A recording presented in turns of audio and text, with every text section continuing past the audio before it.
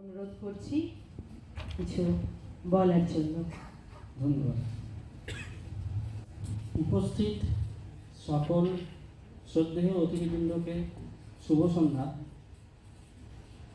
এবং যেটা না বললেই নয়, এত সুন্দর একটা পরিবেশ তৈরি করার জন্য এবং এই উদ্যোগের পিছনে যে অক্লান্ত পরিশ্রম আমাদের সংগঠনের সদস্যবৃন্দ সকলকে এবং বীথিকা শিল্পী গোষ্ঠী, যারা কিন্তু আমার দেখা, অন্তত আমার চোখে এত তাড়াতাড়ি উজ্জ্বল নক্ষত্রের মতন অরিজিৎ দা এনাদেরকে এগিয়ে নিয়ে যাচ্ছেন এবং এনাদেরকে আসানসোলের বুকে প্রতিষ্ঠিত করছেন। আমি অনেক অনেক অনেক সাধুবাদ জানাই। এবং খুব সত্যি কথা বলতে, পার্সোনাল বিষয়ে এবং প্রফেশনাল কারণবশত এই উদ্যোগে আমি এক বিন্দু মাত্র সাহায্য করতে পারিনি, যার জন্য আমি অরিজিৎ দার কাছে ক্ষমা প্রার্থী। অরিজিৎ দা, এইটুকু অন্তত মার্জনা করো। আমার মেয়ে আসলে খুব ছোট, ওই বিষয় নিয়ে আমাকে একটু ব্যস্ততার মধ্যে থাকতে হয়। এবং যেহেতু আমি নিজে ব্যাংকের একজন ম্যানেজার পোস্টে আছি, ব্যাংকের ব্যাপারটা বুঝে নিয়ে এত টার্গেট থাকে। যাই হোক, খুব বেশি সময় নেব না। কনজিউমার রাইটস অর্গানাইজেশন, ক্রেতা সুরক্ষা সংগঠন, এই কনজিউমার ব্যাপারটা কি? কনজিউমারটা এই পরিধির মধ্যে কিন্তু অনেক কিছু আছে। যেমন আমি বলি, ইউজার্স, বায়ার্স এবং কনজিউমার্স। কনজিউমার মানে কি? যারা কিছু কনজিউম করছেন। এবার কনজিউমার কারা? আমরা এখানে যারা বসে আছি উপস্থিত, প্রত্যেকেই কিন্তু কনজিউমার। কারণটা হচ্ছে প্রতিনিয়ত আমরা কিছু না কিছু কনজিউম করছি, কিছু না কিছু খাচ্ছি, ব্যবহার করছি, লাগাচ্ছি এবং লাক্সারিজ প্রোডাক্টে যেগুলো আমরা উপভোগ করছি, এগুলো প্রত্যেকটাই কিন্তু কনজিউমার মধ্যে আসে।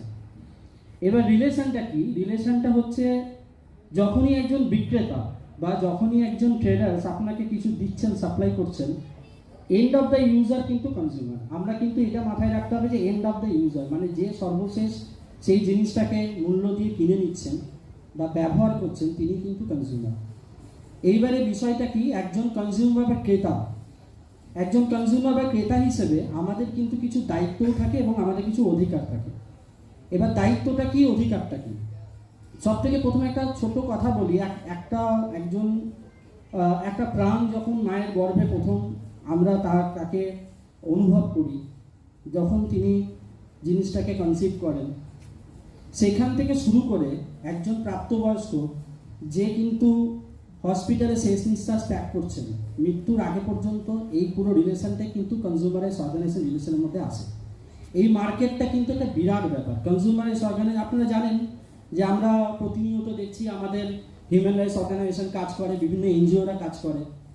এই সকল পরিধির মধ্যে কনজিউমার রাইটসের পরিধিটা কিন্তু অনেক বড়। আজকে আমরা বলতে পারি যে আমরা এখানে যতজন বসে আছি, প্রত্যেকেই কিন্তু এই যে ধরুন, আমি যে জামাটা পরেছি, আমি যে ঘড়িটা ইউজ করছি, আমি যে জুতোটা পরেছি, আমি যে গাড়িটাতে এসেছি, আমি যখন ঘরে যাই বা আমি যেগুলো খাচ্ছি, এফএমসিজি প্রোডাক্টসও তার মধ্যে অনেক ধরনের অনেক কিছুই তার মধ্যে ইনক্লুডেড। তো এই বিষয়টাকে জানতে গেলে আমাদের অধিকারটা কি, এই বিষয়টা বুঝতে গেলে আমাদের কিছু দায়িত্ববোধও বুঝে নিতে হবে। যেমন ধরুন, একটা ছোট্ট উদাহরণের মাধ্যমে আমি দুটো জিনিসকে একটু এক জায়গায় করার চেষ্টা করছি। ধরুন, একজন ক্রেতা হিসেবে আমি একটা জলের বোতল কিনতে গেলাম, একটা ছোট্ট এক্সাম্পল। এবার একটা জলের বোতল কিনতে গিয়ে যেমন আমার কিছু অধিকার আছে, তেমন কিন্তু আমার কিছু দায়িত্বও আছে। প্রথমে আসি দায়িত্বটা কি?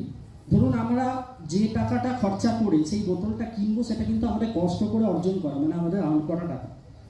আমরা যখন কোনো একটা জিনিস কিনছি, সেই জিনিসের যেমন ন্যায্য মূল্য আমরা দিচ্ছি, একই সাথে সেই জিনিসটার ন্যায্য কোয়ালিটি, সেই প্রোডাক্টটার ট্রেডমার্ক আছে কিনা, সেই প্রোডাক্টটা এমআরপি থেকে বেশি দাম নেওয়া হচ্ছে কিনা, এবং তার সাথে সাথে বলতে গেলে যে প্রোডাক্টটা আমরা ইউজ করছি, সেই প্রোডাক্টটা আমি শুধু গেলাম আর দোকানদারের কাছে টাকাটি দিলাম আর জিনিসটা কিনে নিয়ে চলে এলাম, ঘরে এসে আমি সাফারার হব, এই জিনিসটা কিন্তু আমাদেরকে এবারে বন্ধ করতে হবে। আমি যে বললাম দায়িত্বর বিষয়, দায়িত্বটা কোথায়? দায়িত্ব হচ্ছে আমাকে 2 সেকেন্ড সময় দিতে হবে। আমার ব্যস্ত সময়ের মধ্যে থেকে কোনো একটা জিনিস কিনতে গেলে আমাকে একটু ভাবতে হবে, কিছুটা সময় দিতে হবে। সময়টা কি? জলের বোতলটা যখনই আমি কিনলাম, জলের বোতলটা ঘুরিয়ে দেখতে হবে তার পেছনে ট্রেডমার্ক দেওয়া আছে কিনা। আমরা জানি এমআরপি থেকে বেশি নেওয়া ম্যাক্সিমাম রিটেল প্রাইস যেটা সংবিধান ধার্য করে, সুপ্রিম কোর্ট, আমাদের এমপি এমএলএরা যেখানে বসে থাকেন সেই সংবিধানের জায়গা থেকে যে জিনিসটা হয়ে আছে এমআরপি, এই এমআরপি থেকে কিন্তু 1 টাকাও বেশি নেওয়া এটা কিন্তু একটা দণ্ডনীয় অপরাধ। এই অপরাধটা কিসের আন্ডারে আসে? আমরা আইপিএস জানি, আইএএস জানি, যেটা এখন ন্যায় সংহিতা হয়ে গেছে। কনজিউমার রাইটস অর্গানাইজেশনটাও কিন্তু একটা অ্যাক্টের আন্ডারে পড়ে। কি অ্যাক্ট? এই অ্যাক্টটা 1986-এ ধার্য করা হয়েছিল এবং বিভিন্ন কারণবশত এইটা সঠিকভাবে পরিচালনা করা হয়নি। আমরা 2000 সাল থেকে দেখতাম, অনেক অ্যাড দেখতাম, পেপারে ম্যান্ডেটারি করা হয়েছিল, জাগো গ্রাহক জাগো, কিছু অ্যাড দেওয়া হতো, কোনো জিনিস কিনতে গেলে জাগো গ্রাহক জাগো। আমরা টিভিতেও দেখেছি, পেপারেও, সব পেপারেই গভর্নমেন্ট থেকে ম্যান্ডেটারি করা হয়েছিল যে জাগো গ্রাহক জাগোর একটা লোগো দিতে হবে। তার মানে কি? আমাদের কি জাগতে হবে, গ্রাহক কারা? আমরা। এবার এই বিষয়টা 2006-এর পরে কিন্তু আবার সীমিত হয়ে যায়। 2006-এর পরে আবার যখন এই প্রাইভেটাইজেশনের দিকে আমরা এগিয়ে যাই এবং মার্কেটটা ব্রড হয়, বিভিন্ন বিদেশি প্রোডাক্ট, বাইরের প্রোডাক্ট আমাদের মার্কেটে ঢোকা শুরু করে, তখন কিন্তু এই কনজিউমার অ্যাক্টটার গুরুত্বটা কিন্তু বিরাটভাবে সামনে আসে। ধরুন আজকে যদি কেউ একজন ক্রাইম করে, তাকে দেখার জন্য কিন্তু পুলিশ আছে, তাহলে যে বিক্রেতা সেই যদি ক্রাইম করে তাকে কে দেখবে? এই বিষয়টার জন্য কিন্তু কনজিউমার রাইটস অর্গানাইজেশনকে 2014-কে নতুন করে অ্যামেন্ডমেন্ট করা হয়। 2019-এ এসে এই অ্যাক্টটাকে সম্পূর্ণভাবে লাগু করা হয়, যেহেতু ওই সময় প্যান্ডেমিক সিচুয়েশন চলছিল, মানে কোভিড পিরিয়ড চলছিল। 2019-এ অনলাইন ওটা শুনানি হওয়ার পরে 2021-এ এই কনজিউমার রাইটস অর্গানাইজেশন অ্যাক্টটাকে সম্পূর্ণভাবে ধার্য করা হয়। যদি কোনো ইললিগাল ট্রেডার্স, মানে যদি কোনো বিক্রেতা যদি কিছু ক্রাইম করেন, যদি আমাকে এমআরপির উপরে কোনো প্রোডাক্টের দাম নেন বা সঠিক প্রোডাক্ট আমাকে হ্যান্ডওভার না করতে পারেন আমার টাকার বিনিময়, তাহলে তাকে কিন্তু জব্দ করার জন্য তার এগেনস্টে আমরা একটা অ্যাকশন নিতে পারি, তাকে কোন ধারাতে নিয়ে আসতে পারি, কিভাবে কোন প্রসেসে তার এগেনস্টে আমরা যাব, এই পুরো বিষয়টা নিয়ে কিন্তু এই কনজিউমার রাইটস অর্গানাইজেশনের সংগঠনের প্রত্যেক সদস্যগণ কাজ করছেন। এইবারে আমি যেমন বললাম যে একটি জলের বোতল কিনতে গিয়ে আমি, ধরা যাক আমাকে দোকানদার বললো জলের বোতলটির দাম 15 টাকা। এবারে আমাকে কি দেখতে হবে? আমাকে বোতলটা ঘুরিয়ে দেখতে হবে তার ট্রেডমার্ক আছে কিনা, সেই তার পেছনে যে এমআরপিটা লেখা আছে সেটা 15 টাকা লেখা আছে কিনা। তিনি তার থেকে 1 টাকা কম নিতে পারেন, কিন্তু কোনোদিনই 1 টাকা বেশি নিতে পারেন না। একটা ছোট উদাহরণ দিই এই বিষয়ে। ধরুন আপনারা বাসে, তো আমরা অনেকেই ট্রাভেল করি, ধরুন আমরা বাসে করে যাচ্ছি, একজন পকেটমার আমাদের পিক পকেট করলেন। আমরা যখন তাকে হাতে নাতে ধরি, আমরা কি করি? তাকে বাস থেকে নামিয়ে সবাই মিলে এক জায়গায় হয়ে যে যার মতন হাত পা ছুঁড়ে তাকে পিটিয়ে তাকে তার জব্দ সাইজটা করে দিই। এইবার ভাবুন, সেম ওয়েতে আপনার পাড়ার একটা দোকান, আপনি যার কাছে একটা জলের বোতল বা দুধের প্যাকেট কিনতে গেলেন, দাম লেখা আছে 15 টাকা, সে আপনার কাছে চাইলে 17 টাকা। তাহলে কি হলো? 15 টাকাটা ধার্য করা এমআরপি, সে নিল 17 টাকা। এই যে 2 টাকা, এই 2 টাকাটাও কিন্তু পিক পকেট। কথাটা ভেবে দেখুন, যে বাসে পেটের তাড়নায় আমার পকেট মারলো, সেও কিন্তু পেট চালাবার জন্য করলো, এবং যে বিক্রেতা আমার কাছ থেকে 2 টাকা বেশি নিল, সেও কিন্তু সেম ক্রাইমটা করলো। তাহলে ক্রাইমের মধ্যে কিন্তু কোনো ডিফারেন্সিয়েট হয় না। আমি যদি একজন পিক পকেটকে বাস থেকে নামিয়ে মেরে তাকে সঙ্গে সঙ্গে শাস্তি দিতে পারি, তাহলে পাড়ার সেই কাকুর দোকানে কেন আমরা হাসি মুখে চলে আসি যে কাকু আমরা কালকে আবার আসবো? কেন আমরা প্রতিবাদটা করি না যে কাকু আপনি এটা কেন 15 টাকার জায়গায় 17 টাকা দিচ্ছেন? এমন অনেক আছে, আমার কুলটিতেও ছিল, আমার কুলটি আসানসোল নামারপুর এই এরিয়াগুলোতে, বিশেষ করে কুলটিতে যেহেতু আমি আছি, এই বিষয়টা কিন্তু সম্পূর্ণরূপে বন্ধ হয়ে গেছে। যখনই আমি শুনেছি যে কোনো একটা দুধের দোকানে গিয়ে একটা দুধের প্যাকেট 15 টাকার জায়গায় 17 টাকা দাম নিল, তাকে জিজ্ঞেস করলাম কেন দাদা? সে বললো 2 টাকাটা নিচ্ছি ঠান্ডা করার জন্য। আচ্ছা ভাবুন, একটা কথা আপনাকে বলি, আমি তো তাকে সঙ্গে সঙ্গে জবাব দিই যে আপনি যদি 2 টাকা ঠান্ডা করার জন্য নিতে চান, আপনার যদি 2 টাকা ঠান্ডা করার ক্ষমতা নেই, তাহলে আপনি দুধের প্যাকেটটা বিক্রি না করে মোজা জুতো বিক্রি করুন, জামা প্যান্ট বিক্রি করুন, ঠান্ডা করার দরকার হয় না সেটা। কারণ এমআরপিটা যে দামে আপনি বিক্রি করছেন, নিশ্চয়ই আপনি তার থেকে অনেক কম রেটে কিনেছেন। তাহলে প্রফিট মার্জিনটা করার জায়গাটা সেখানে। আপনাকে ভাবতে হবে ঠান্ডা করার টাকাটা আমি সেখান থেকে নেবো, কাস্টমারের ঘাট থেকে নেবো না। যেমন আমি যদি আজকে একটা জায়গাতে বিরিয়ানি খেতে গেলাম আর্সেলানে, আমি জিজ্ঞেস করলাম বিরিয়ানির দাম কত, উনি বললেন 100 টাকা। আমি যখন বিল দিচ্ছি উনি বললেন 110 টাকা। কেন? আমি বিরিয়ানিটা গরম করে দিয়েছি। এটা আবার কি ধরনের কথা? বিরিয়ানি তো গরম করে দেবে, তাই না? তো এই যুক্তি যারা দেখাচ্ছেন, এই যুক্তি দেখিয়ে যেসব ইলিগাল ট্রেডার্সরা মার্কেটে ব্যবসা করছেন, তাদেরকে শায়েস্তা করার জন্য এবং যারা বায়ার্স, তাদের সুরক্ষা, তাদের রাইটস মানে তাদের অধিকারটাকে সংরক্ষণ করার জন্য কিন্তু এই কনজিউমার রাইটস অর্গানাইজেশন, এটা আবার কি ধরনের কথা? বিরিয়ানি তো গরম করে দেবে, তাই না?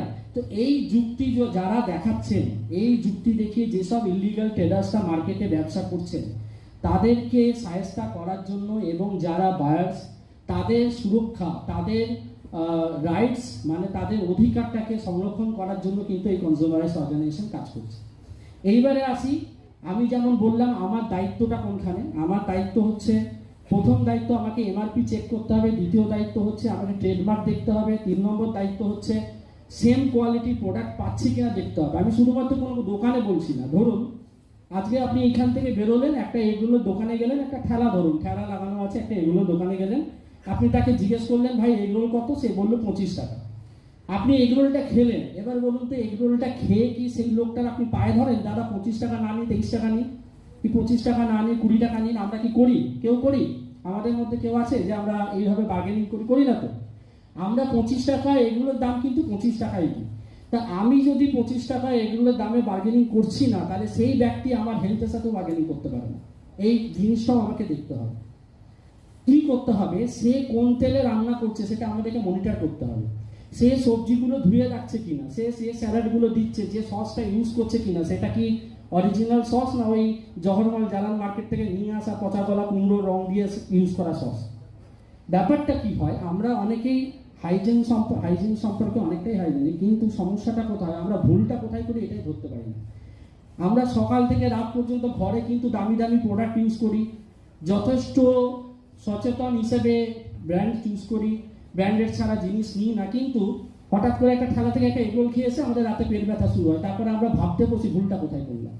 আমি তো সকাল থেকে ভাই ভালো ভালো কোম্পানির জিনিস খেলাম, আমি জলটাও তো অ্যাকোয়াগার্ডের খেলাম, আমি সব জিনিসটা ফুটিয়ে নিলাম, সব জিনিসটাকে হাইজিন মেনটেন করলাম, কিন্তু এগরোলটা যে খেয়ে এসেছি সেই এগরোলের যে আসল কাহিনীটা আছে এইটা কিন্তু আমরা কেউ ধরি না।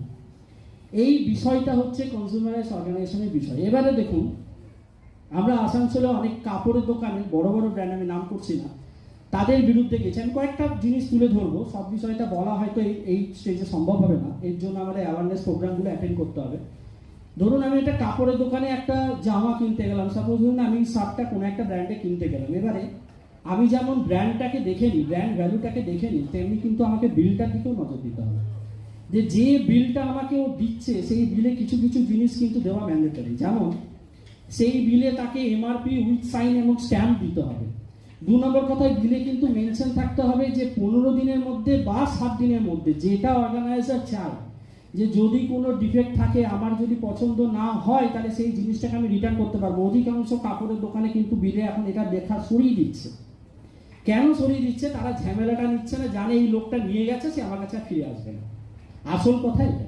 তার মানে কি দোষী আমরা যদি ভুলটা মেনে নিই তাহলে বারংবার আমাদের প্রতি ভুল হবে। যেমন ধরুন দুধের প্যাকেটে 2 টাকা ধরুন আমি দিলাম বেশি, আমার কাছে টাকা আছে, ওই স্যার দিলেন, গৌতম স্যার দিলেন, অরিজিৎ বাবু দিলেন, যারা এবার ধরুন যার কাছে 2 টাকাটা নাই তাকে কি সেই দোকানদার কোনোদিন বলবে যে ভাই আমি কিন্তু 10 জনের কাছে 2 টাকা করে বেশি নিয়েছি, চলো তোমাকে আমি 4 টাকা কমে দিয়ে দিলাম? তিনি কিন্তু এটা করবেন না। তিনি কি করবেন? আমার আপনার মতন ট্রিটটা তার সাথেও করবেন।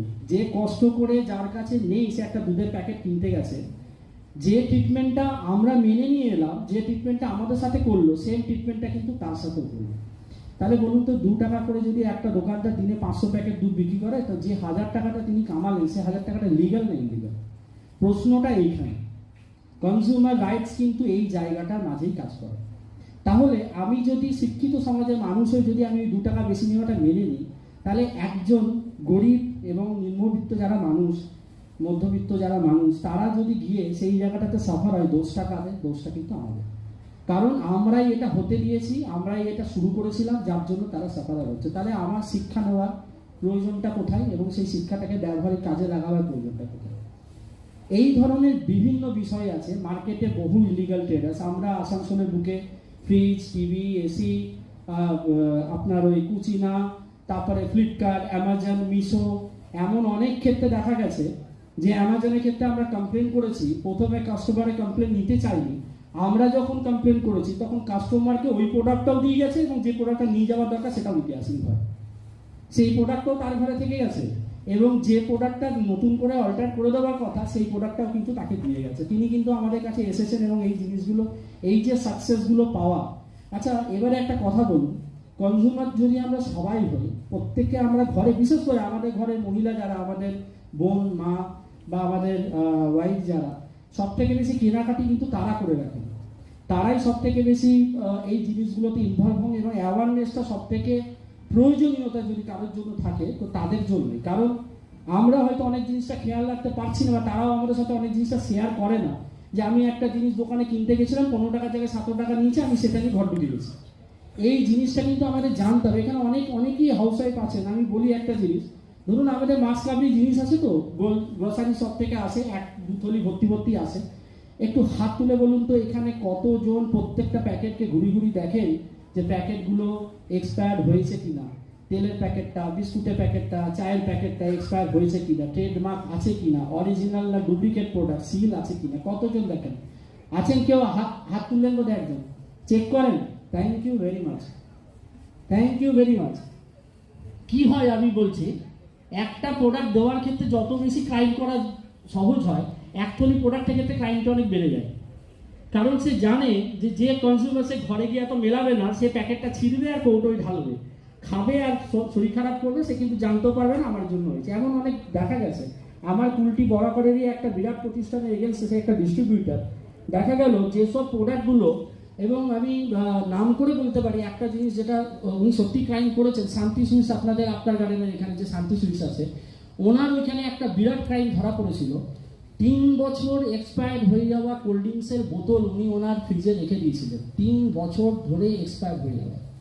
ভাবুন তো, আমাদের চোখে দেখা। এবং আমাদের বিকি সিং যিনি আছেন, আমাদের বিকি স্যারের অ্যানিভার্সারি ছিল, উনি আমাদেরকে পার্টি দেওয়ার জন্য নিয়ে গেছিলেন, চলুন কিছু মিষ্টি খাওয়াবে। এবং আমাদের প্রশান্ত দা, সমীরণ দা, আমাদের কিছু অ্যাক্টিভ মেম্বার, রাওজি, বিকিজি, এনাদের ইয়েতে এই জিনিসটা ধরা পড়ে। 3 বছর এক্সপায়ার হয়ে যাওয়া একটা কোল্ড ড্রিঙ্কস যদি আমরা কেউ খাই, সারা জীবন ধরেও হাইজিন মেনটেন করলে আমাদের কিছু হবে না। একটু ভাবুন, 36 বটলস আমরা খুলেছি, নালিতে বইয়ে দিয়েছি, এবং সবই মাজা ছিল, আরো কিছু ছিল। একটু ভাবুন তো, আমাদের চোখের সামনে কিন্তু অনেক ক্রেতারা এলেন, কি করলেন, টাকাটি দিলেন, কয়েক সেকেন্ড সময়, এত ব্যস্ততা, টাকাটা দিল, কোল্ড ড্রিঙ্কসটা নিল, স্কুটিটা অন করলো, বাইকটা অন করলো, বেরিয়ে গেল।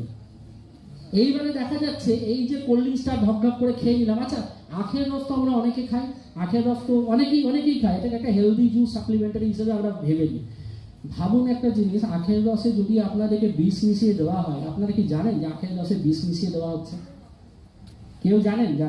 আমি বলি, আমরা ছোটবেলা আখের রস খেতাম, কোনো আখের রস মিষ্টি হতো, কোনো আখের রস একটু টক হতো, এখন সব আখের রসই মিষ্টি। অদ্ভুত একটা ম্যাজিক। আখের রসের চাকা ঘুরলো বলে সেই আখ রস থেকে মিষ্টি বেরোবে।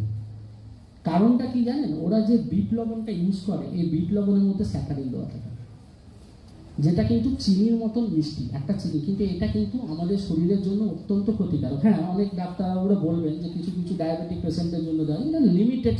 সেটা 1 চামচের মধ্যে যদি 1/3 তার মধ্যে স্যাকারিন থেকে সেই আখের রসকে দিয়ে, এবং আমি দেখেছি অনেক ভদ্রমহিলারা আছেন যারা কোলে বাচ্চা নিয়ে সেই আখের রসটা খাইয়ে বাবুকে জিজ্ঞেস করছে, বাবু আর 1 গ্লাস খাবি, মানে 1 গ্লাস বিষ খাবি।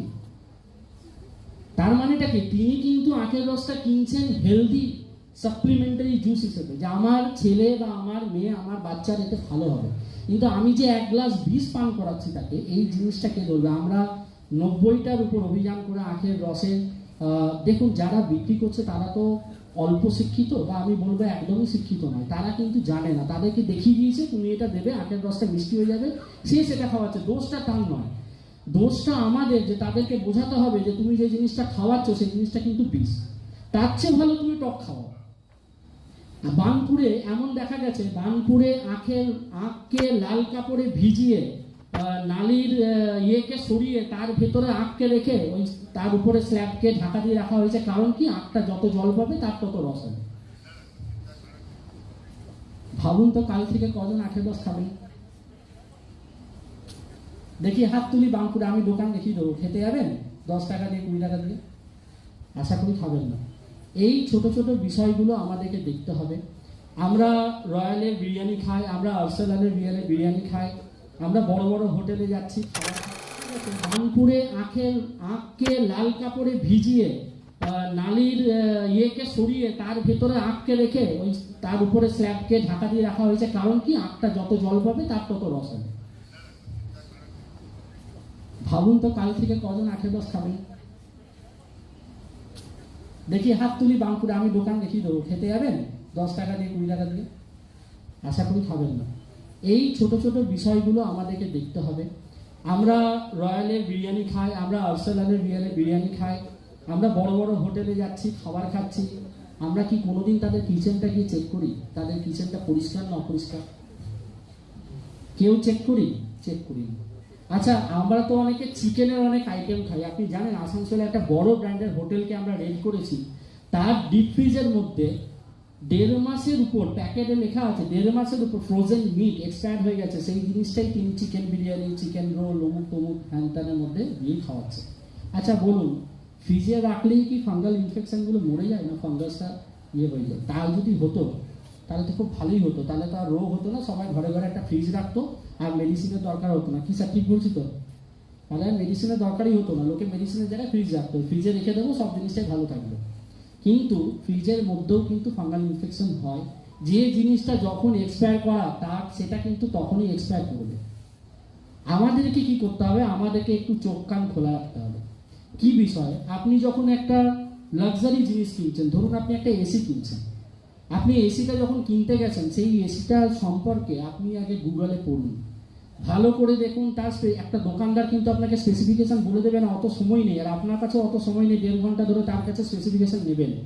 আপনাকে আগের দিন একটু স্টাডি করতে হবে, আপনাকে আগের দিন একটু ম্যাচ করে দেখতে হবে যে ওই এসিটা যা যা মান্যতা দরকার সেই আছে কি না সেই মডেলটার মধ্যে। যে যে জায়গা থেকে পারমিট নিয়ে আসা দরকার, তার গ্যাস হোক, তার ব্লোয়ার হোক, তার মধ্যে যা যা এফেক্টস আছে সেইগুলো সঠিক না ভুল, সেগুলো কিন্তু আগের দিন আমাদের একটু রিসার্চ করতে হবে।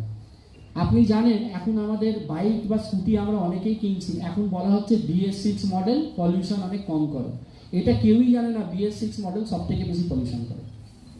মানে আমাদেরকে কিভাবে পড়ানো হচ্ছে, আমাদেরকে যা পড়ানো হচ্ছে আমরা কিন্তু তাই পড়ি, তাই বুঝি। কারণ কি, আমরা সেই বিষয়টাকে স্টাডি করি না। আজকে আমাদের এখানে স্যার গৌতম স্যার বললেন যে স্টাডি করাটা কিন্তু দরকার। প্রত্যেকটা মানুষকে প্রত্যেকটা বিষয়ে কিন্তু একটু পড়াশোনা করতে হবে। যদি আমরা পড়াশোনা না করি, যদি আমরা না জানি, আমাদেরকে কিন্তু ঠকতে হবে। এবং ঠকে গেলে, এইবারে আমি আমার আসল যুক্তিতে আসছি, ঠকে গেলে করবেন কি, যাবেন কোথায়, এই বিষয়টি সব থেকে আগে আমাদেরকে জানতে হবে। ধরুন একটা দোকানদার যদি আপনাকে ঠকালো, আপনি কি সেই দোকানদারটার এগেনস্টে কোথায় যাবেন? সেই প্রোডাক্টটা নিয়ে কোথায় যাবেন? আপনি যদি পুলিশের কাছে যান, পুলিশ আপনার এফআইআর নেবে না, জিডিও নেবে না, সে বলে দেবে এই বিষয়টি আমার নয়। যেমন আজকে যদি আমাদের বিকি সিংজি হোক, আমাদের সুরেন্দ্র স্যার হোক, যদি ওনাকে মাঝ রাস্তায় কেউ ছিনতাই করে, এবার উনি যদি আমার কাছে এসে বলেন, সুমিত ভাই আমাকে একজন ছিনতাই করেছে, আমি কি পারবো সেই ছিনতাইবাজকে ধরতে? আমি পারবো না, তাই তো? কারণ এই বিষয়টি আমার নয়। প্রত্যেকটা সংগঠনের আলাদা আলাদা কাজ আছে, প্রত্যেকটা অর্গানাইজেশনের নিজের নিজের এফোর্ট আছে, ঠিক আছে? এইবারে বিষয়টি নিয়ে আমি বলি, যেমন একটা ক্রাইম হলে সেই ক্রাইমটার জন্য আমরা পুলিশের কাছে যাই। যদি কোনো জিনিস কিনতে গিয়ে ক্রাইম হয়, সেই জিনিসটাকে প্রোটেক্ট করতে, প্রিভেন্ট করতে, জাস্টিস পাওয়ার জন্য আমাদেরকে আসতে হবে কনজিউমারাইজ অর্গানাইজেশন থেকে, মানে ক্রেতা সুরক্ষা সংগঠনের কাছ থেকে। আমাদের বেসিক কাজটাই হলো ক্রেতা যারা বিভিন্ন জায়গা থেকে বিভিন্ন ইলিগাল টেরাসদের কাছ থেকে ঠকে যাচ্ছে, আমি একটাই রিকোয়েস্ট করবো প্রত্যেককে, যে ঠকে গিয়ে এবার থেকে ঘরে বসে থাকবেন না।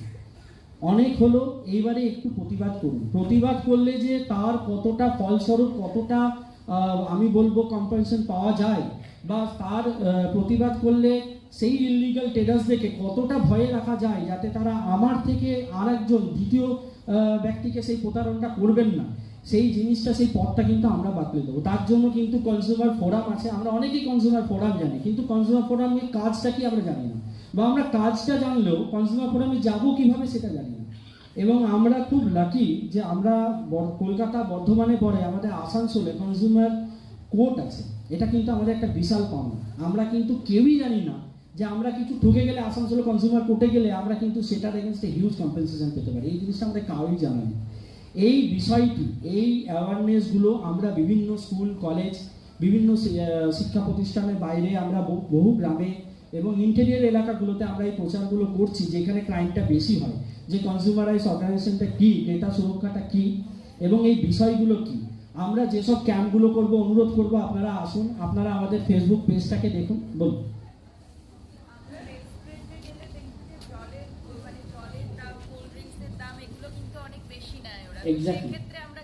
এক্স্যাক্টলি আমি বলছি, যদি তিনি বেশি যেটা নিয়েছেন বিলে যদি সার্ভিস চার্জ হিসেবে লেখা থাকে সেক্ষেত্রে কিন্তু আপনি কিছু করতে পারেন না, এটা বুঝতে হবে। কারণ তিনি আমাকে সার্ভিস দিয়েছেন, সেটা কিন্তু তার পাওনা, যেমন আমরা টিপস দিই। কিন্তু যদি সার্ভিস চার্জ হিসেবে মেনশন করা না থাকে লেফট সাইডে, শুধুমাত্র জলের দামটা হিসেবে ওটা নেওয়া হয় যে ওয়াটার বোতল এই চার্জ, অবভিয়াসলি আপনি আমাদের কাছে আসতে পারেন। এবং সব থেকে বড় কথা আমি অনুরোধ করব, যেহেতু আমরা প্রত্যেকেই কনজিউমার, আমরা প্রত্যেকেই যদি ফেসবুক পেজটাতে জয়েন করি, এই ইউটিউব চ্যানেলটাকে ফলো করি, প্রতিদিন আমরা যেসব মুভমেন্টগুলো করছি সেইগুলো সম্পর্কে আপনারা জানতে পারবেন, কিভাবে মুভমেন্ট করছি সেই বিষয়গুলো জানতে পারবেন, প্রতিবাদটা কিভাবে হয় আমরা স্পষ্ট তুলে ধরি। এবং প্রত্যেকটা কাস্টমার যারা আমাদের কাছ থেকে, আমাদের সংগঠন থেকে সুফল পান, তাদের বক্তব্য কিন্তু লাইভ আমরা সেই গ্রুপে দিই। এইবারে কিভাবে করলে কিভাবে আমরা এটা সম্পর্কে লড়তে পারবো এবং এই বিষয়ে যেতে পারবো, এই বিষয়গুলো কিন্তু আমাদের গ্রুপে আমরা পেজে আমরা দিতে থাকি। একটা মঞ্চে দুটো লাইনে কিন্তু এই বিষয়টিকে বোঝানো সম্ভব নয়, এটা একটা বিরাট বিষয়। সেই জন্য আমি অনুরোধ করব, যেহেতু আমরা প্রত্যেকে কনজিউমার, প্রত্যেকটা মানুষ এখানে আমরা কনজিউমার, যদি আমরা প্রত্যেকে ঘরে ঘরে একটা মেম্বারশিপ নিয়ে রাখি, যদি আমরা এই গ্রুপটার সাথে জুড়ে থাকি, আশা করি আগামী দিনে কোনো ইললিগাল ট্রেডার্স অন্তত তারা দুবার ভাববেন আমাকে ঠকাবার আগে, যে একজনকে ঠকাচ্ছি ভাই, সে এসে বলছে আমি ক্রেতা সুরক্ষার সদস্য, ভাই ওকে ঠকাচ্ছি, সেও এসে বলছে ক্রেতা সুরক্ষার সদস্য, তিনবারে কিন্তু সেই ভুলটা করবে না। এবং একটা কথা জেনে রাখুন, যেমন পুলিশ, যেমন ক্রিমিনালরা পুলিশকে দেখে ভয় পায়, সেরকম ইললিগাল ট্রেডার্সরা কনজিউমার সার্ভিসের নামটাই না, শুধু নামটা বলে দিন যে আমি ওখানকার সদস্য, তিনি আগেই বোর্ড ডাউন করে দেবেন যে বাবা দরকার নাই, কারণ গেলেই তো নাম খারাপ হবে, কোর্টে যেতে হবে, আমাকে কম্পেনসেশন দিতে হবে, তার থেকে হার মেনে দাও, তোমার প্রোডাক্টটা রিটার্ন করে দিন বা তোমাকে অল্টারনেটিভ প্রোডাক্ট দিই। এই নামটাই কিন্তু ম্যাজিকের মতন কাজ করে। আর বেশি কিছু বলবো না, অনেক বড় বিষয়। আমরা চাইবো যে ছোট ছোট করে বিভিন্ন গ্রুপে বসবো এবং আপনারাও ফলো করে করে আসুন। আমি একটু আমাদের ডিস্ট্রিক্ট সিনিয়র অ্যাডভাইজার এবং ভাইস প্রেসিডেন্ট প্রশান্ত দাকে একটু বলবো, দু লাইন যদি একটু উনি বলে শেষ করেন। এবং আমি একটা কথা বলবো শেষে, সেই শুরুর কথাটা বলবো, যে গানটা দিয়ে তোমরা শুরু করলে যেন কি ছিল, আনন্দ লোকে মঙ্গলায় লোকে বিরাজ সত্য কিন্তু সুন্দর। ধন্যবাদ। আমি অনুরোধ করছি আমাদের প্রেসিডেন্ট সুমিত ব্যানার্জিকে, আমাদের গৌতম ব্যানার্জি মহাশয় যদি একটু আসেন, একটুখানি স্মারক তুলে দেন তাহলে খুব ভালো হয়।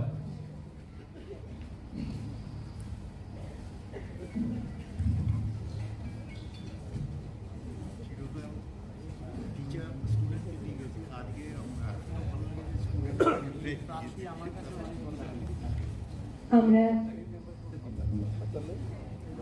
বরণ করে নিচ্ছি কনজিউমার রাইটস অর্গানাইজেশনের ওয়েস্ট বেঙ্গল শাখার প্রেসিডেন্ট মাননীয় সুমিত ব্যানার্জি মহাশয়কে রানাতে পুষ্পস্তবক এবং স্মারক তুলে দিলেন আমাদের আরেকজন গুণী ব্যক্তিত্ব, বিসি কলেজের এক্স প্রিন্সিপাল মাননীয় শ্রদ্ধেয় শ্রী গৌতম ব্যানার্জি মহাশয়। আবারও বলবো, এক ঐতিহাসিক মুহূর্তের সাক্ষী হয়ে রইলাম। একটা বিষয় কিন্তু না বললেই নয়, আমিও কিন্তু বিসি কলেজ থেকে অ্যাকাউন্টেন্সি অনার্স নিয়ে পাস আউট, স্যার ছিলেন। এই প্রাপ্তি যে কত বড় প্রাপ্তি, একজন স্টুডেন্ট হিসেবে একটা দিন স্টেজে চাপবো এবং আমাদের মাননীয় শিক্ষকদের হাত থেকে এই জিনিসটা পাওয়া, এই অনুভূতি যদি আমাকে এই সংগঠন দিয়ে থাকে, আমি কিন্তু প্রমিস করব যতদিন থাকবো এই সংগঠনের জন্য কাজ করে যাবো। ধন্যবাদ। আমারও একটা বিরাট প্রাপ্তি, কারণ চিরকাল টিচারের কাছ থেকে স্টুডেন্টরা প্রাইজ পায়, সম্মান পায়, সম্মাননা জানানো হয়, কিন্তু একটা ছাত্রর কাছ থেকে একটা টিচার যখন পায়, তো সেটা আমার কাছে একটা বিশাল প্রাপ্তি। যে আজকে এই মঞ্চে আমাকে অভ্যর্থনা জানানো হয়েছে আমারই ছাত্র, যে বিসি কলেজের অ্যাকাউন্টেন্সি অনার্সে এককালে ছিল এবং সেই সময় আমি প্রিন্সিপাল ছিলাম সেই কলেজে। তো আমার এটা একটা বিশাল বড় প্রাপ্তি যে আমার ছাত্রর কাছ থেকে আজকে এখানে সম্মাননা নেওয়াটা। ধন্যবাদ। Thank you. ধন্যবাদ।